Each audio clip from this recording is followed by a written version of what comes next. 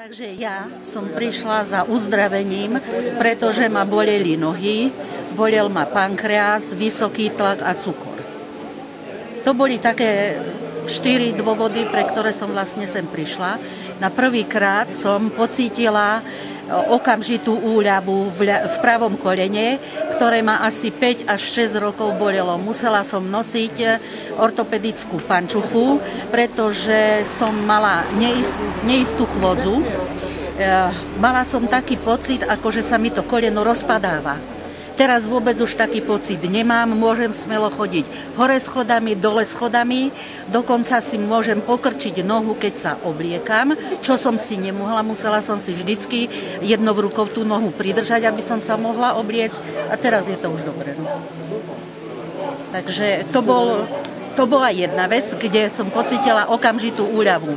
Druhýkrát som vlastne prišla s krížami, ale už vtedy som vedela povedať, že som pocítila úľavu na pankrease, kde mi vlastne objavili cystu a na 3. deň po absolvovaní liečenia verím tomu, že mi tá cysta odišla, pretože som mala úžasné problémy, ktoré som mala vtedy, keď som mala akútny zápal pankreasu.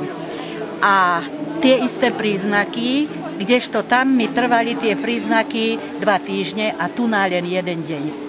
V pondelok som mala úžasné bolesti, chodila som stále na WC, asi 40 krát som bola a nič iné, len taká zelená voda išla.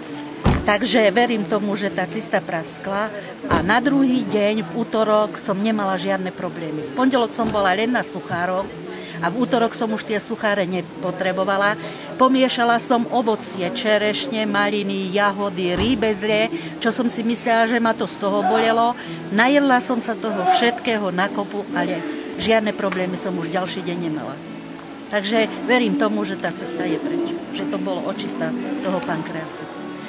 Čo môžem povedať o cukre? Keď som sem išla, tak som mala hodnotu 14,9 a teraz, keď som bola na kontrole v útorok, to je vlastne tak asi 4 týždne odvtedy, nie, 4 týždne, ako som teda tiež absolvovala to liečenie. A hladina cukru sa mi upravila na 8,8. Takže ja sem chodím z presvedčenia, že verím v to, že to pomáha. Super. No a teraz prakticky znova mi akože, aby sa ten cukor ešte polepšil, tak sa mi zameral na ten pankreas a pri tom, ako som teda ležala, tak som pociťovala príjemné teplo v celej oblasti brucha. Takže verím, že aj tam tá energia pôsobila a jednoducho verím, že zas budú výsledky lepšie. No.